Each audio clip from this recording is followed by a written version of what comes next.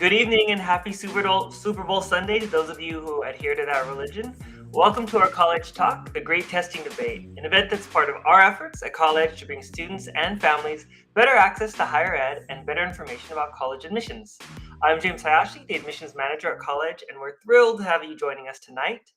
By the end of our conversation this evening, you'll walk away with insights into test and test optional landscapes at college admissions and what you need to know to keep as many admissions doors open as possible, information on how colleges use test scores in the admissions process, and tips on when and when not to submit those scores. You also get a testing timeline to help you plan your prep for when to take the ACT or SAT. We'll get started, but a couple of little notes first. One, this session is being recorded and we'll send that out to all of you, so we encourage everyone just to be present. At the end of tonight's broadcast, we'll be gathering your contact information, and that's how we'll give you our live viewer giveaways and a recording, so be sure to stick around and fill out that form at the end. Speaking of giveaways, I'm really excited tonight to announce our spectacular gifts to live viewers: $100 off a student assessment for admissions, or SAA, counseling session, and that test prep timeline. And I'll let our guest tonight, John Lee, announce his tremendous giveaways himself. Please go ahead and hit like if you're finding this useful so we know how we're doing, and go ahead and add your questions to the comments box. I'm excited to see what questions you have and answer as many as possible by the end of our chat. For any of you out there who don't know us yet, Colledge is a private college admissions advisory group. We're a team of experienced admissions professionals who work closely with students and their families anywhere on their path to higher education. Our work helps students identify and apply to best fit colleges and ignite their deeper potential.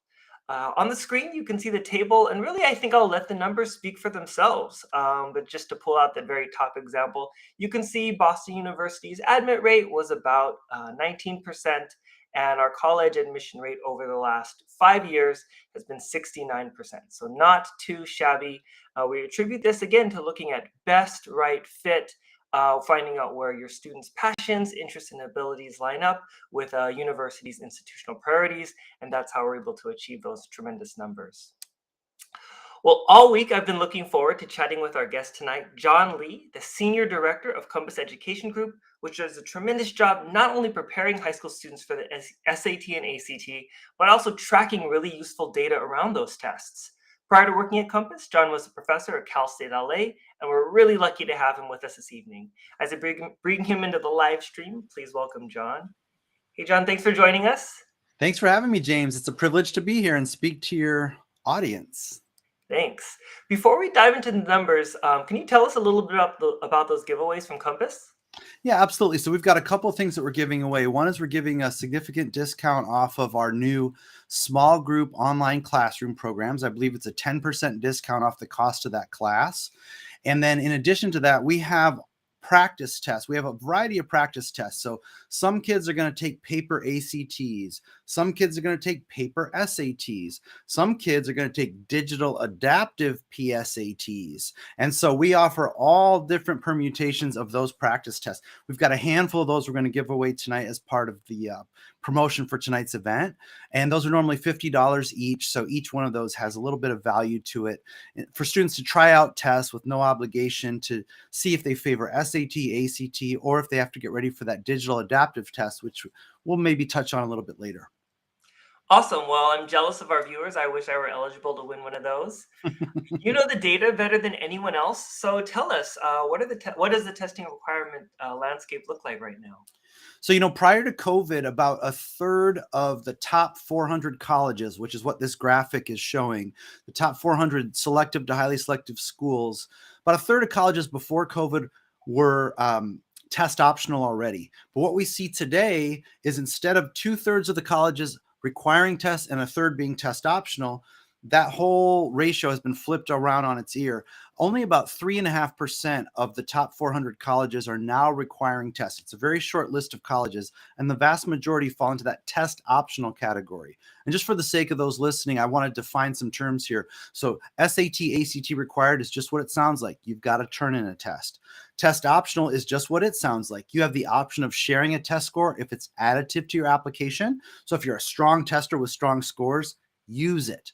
if you're a student with strong grades and all the rest of the criteria on your application are very strong, but your test score is always kind of lagging behind and isn't in line with everything else on your application, you can do the option of leaving off tests. And it is a legit path at the majority of colleges. As we see here, almost 90% of the colleges on our list are in some form of test optional. And then the last category, the test free, sometimes also called, I believe on the University of California website, test blind is the term they use.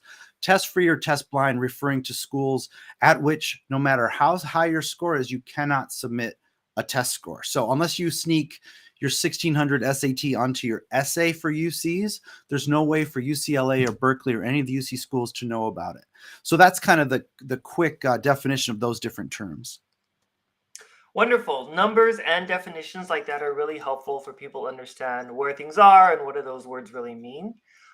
Again, as you mentioned, what we're seeing here is a pie chart, kind of the aggregate of the top 400 schools. Many of our clients and probably a lot of viewers are interested in the most selective institutions. Have you seen any trends or noteworthy data around those colleges?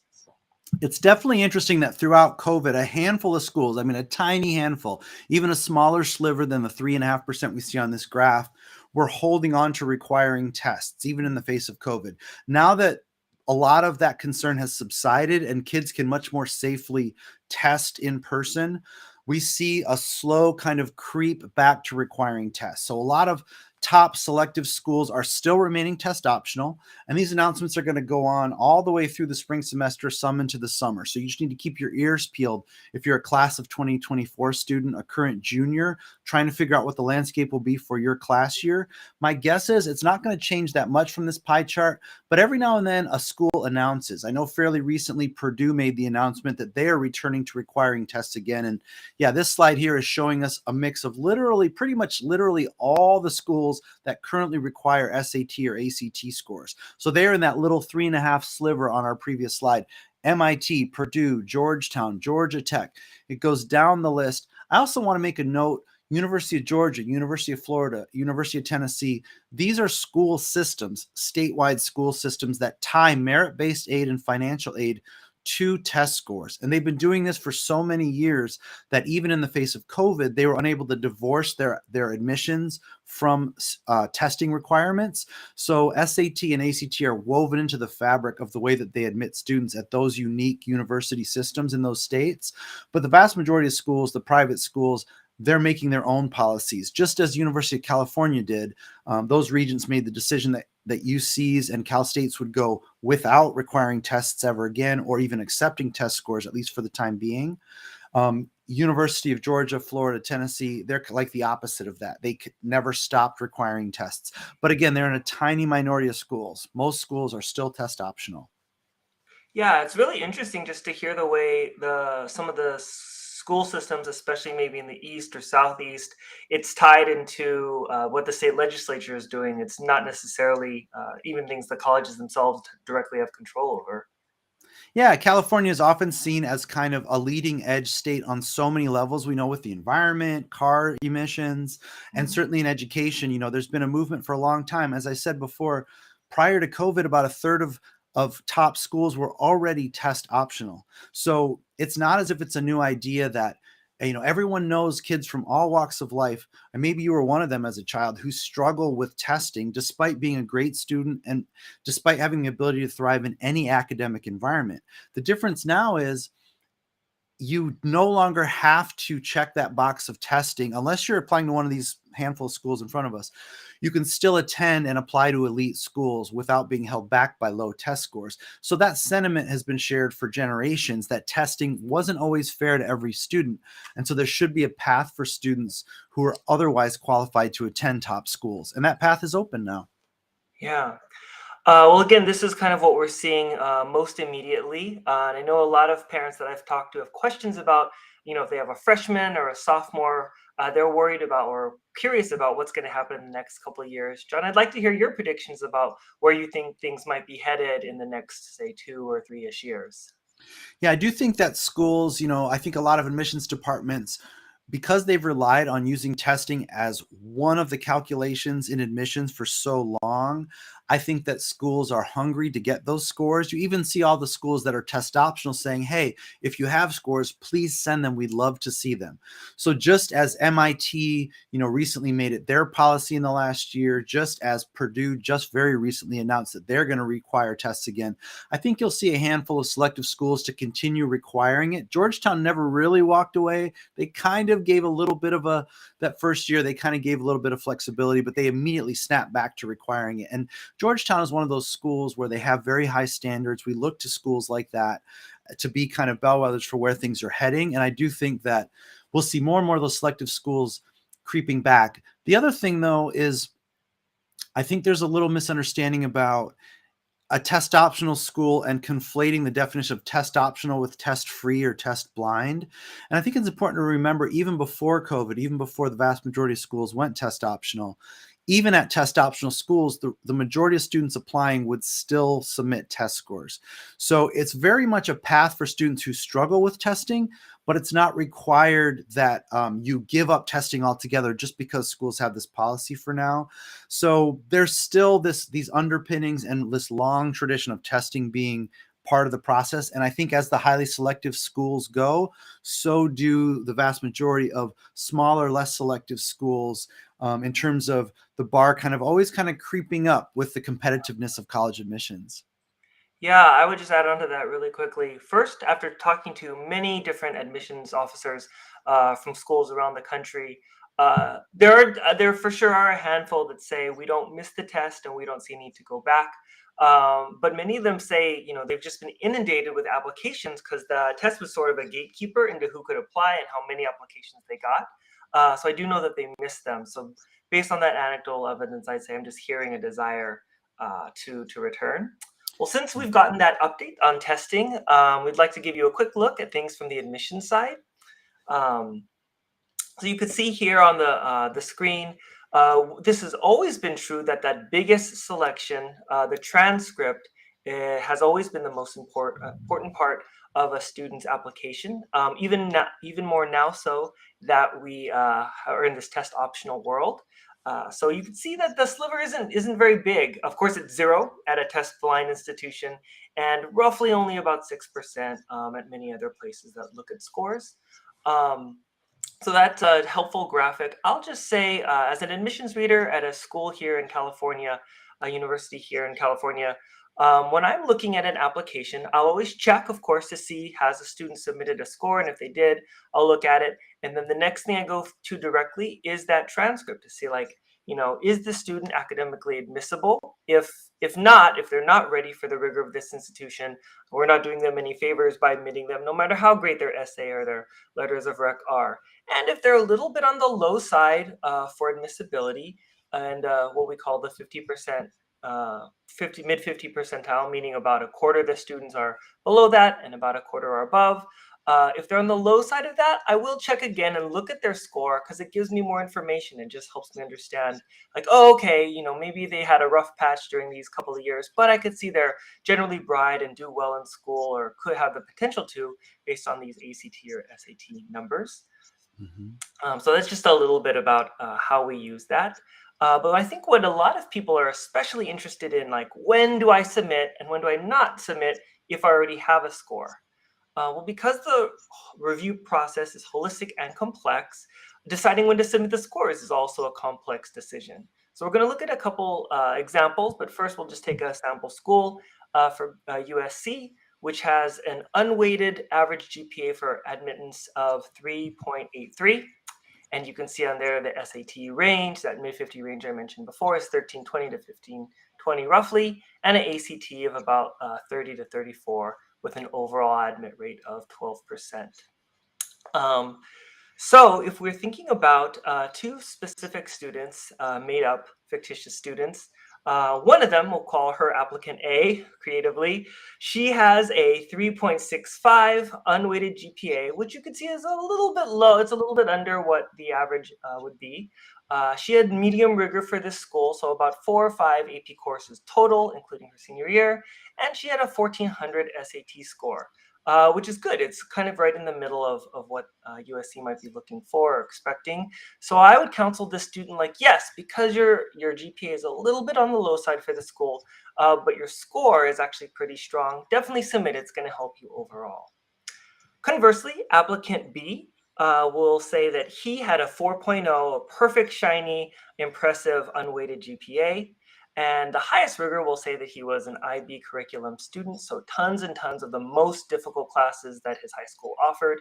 And he had a 1350, a very similar score. Because his transcript is perfect, you can't get better than an unweighted 4.0. I'd say like, well, your 1350 is not a perfect SAT score. So overall, it's going to bring down your application package. It's going to make you a little bit less shiny, actually, even though it's still in the range of what this particular university might be looking for.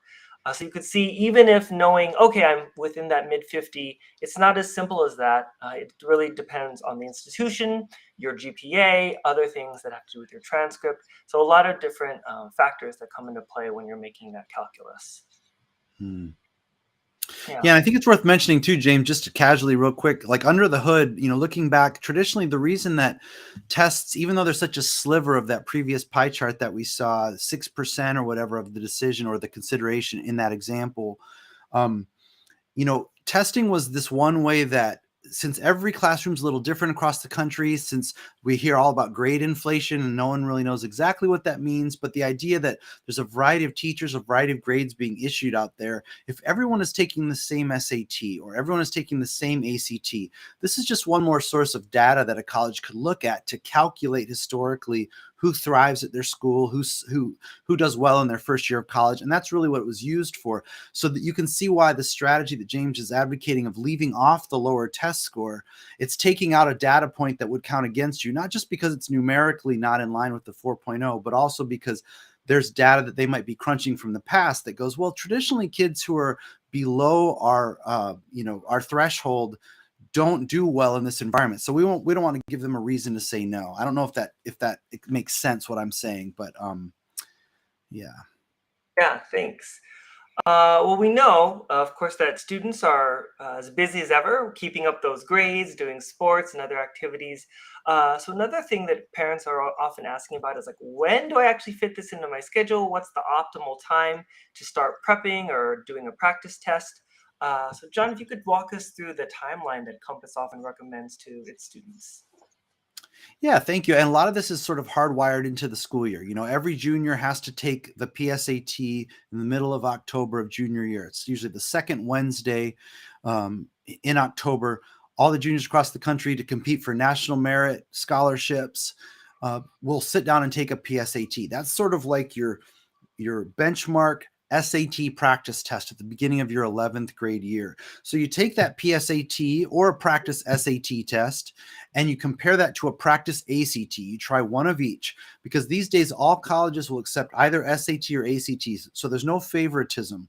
You just want to pick the test that's strongest for you. Once you've taken both of those tests, look at the results and compared them, you want to pick a target test date for the spring of 11th grade. This is the traditional timeline. And while there are kids who sometimes can justify a summer start to prep and taking a fall test date, that's an early timeline. We advise that most students stick with the traditional spring timeline that you see on the page here. So you're going to pick an SAT in March, May, or June. You're going to prep for that for a few months leading up to that date, or you're going to take the ACT in February, April, or June. After that, you're going to get those scores back. And at the end of the spring semester, you're going to sit down with your guidance counselor, with your college counselors at Colledge, and you're going to compare, okay, for where I'm scoring now, just like the USC example we were looking at a moment ago, I'm at a 1350. Where should I be based on my profile? Should I take the test again? Okay, I'll take the August SAT, or I'll take the October SAT, and I'll spend the summer trying to bring my 1350 up as high as I can to make myself more competitive for USC or whatever school you're applying to. So you have the opportunity to kind of reassess after the spring test.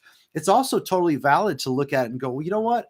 I'm applying only to test optional schools or test free schools, and my GPA is so high and my test score is so low, maybe I'm just going to drop testing at this point. Maybe I'm not going to take it again in the summer or the fall. And that's a legit option too.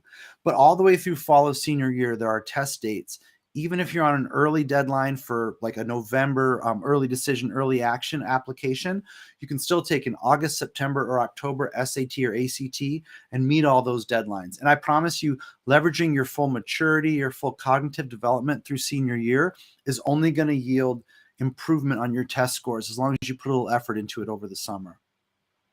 Yeah, that's a fantastic point, and we often recommend to our students that not just simply by virtue of waiting their score goes up, but as their brain develops in the ways that it's intended to, scores kind of do. It becomes easier, I think, for students to raise their scores as they prep into senior year as opposed to freshman or sophomore year. Well, it's time for our Compass giveaway. So I'll say this, we'll put our email or an email into the chat. That's info@thecollege.org. And the first viewer to email us there at the email in the chat with testing timeline in the subject will receive the free proctored exam. And the first few to do that will also get a 10% discount on one of Compass's new small group online classes. So we'll wait and see, and I'll announce when we get the emails in who our winners are. Yeah, and just to clarify, we're giving away multiple practice tests and 10% discount on the small group classes. Yes. As we wait for that, maybe this is a good time for us to talk about our next event, which will be on Sunday, February 12th, at the same time, 6 p.m. Pacific. It'll be making a list and checking it twice, creating your college list. And we'll put the link to that in the chat box as well. Joining us for that event will be our beloved colleague, Amy Abrams, who has worked as the Dean of Admissions at Sarah Lawrence College and at admissions rooms across the country. So sign in up through Eventbrite to lock in your space for that and for amazing giveaways there as well tonight. And sorry to bombard everyone, but we're going to put in one more link as well. And that is our form for, that event is March 9th. Obviously today is the 12th. That event is March 9th for making a list and checking it twice, the college list. We're also going to put in a link to our form to fill out for you to get that $100 off your college student assessment for admission, counseling promotion, and the testing timeline that you promised. So be sure to fill out that form to lock in those two giveaways from us. Well, it's time for some question and answer. So we'd like to get your questions, but one is our viewers are typing them in. John, I hear a lot about the digital SAT, which you alluded to earlier at the very start of the show. Can you tell us more about that? Yeah, so the new digital SAT is coming to the United States in the spring of 2024.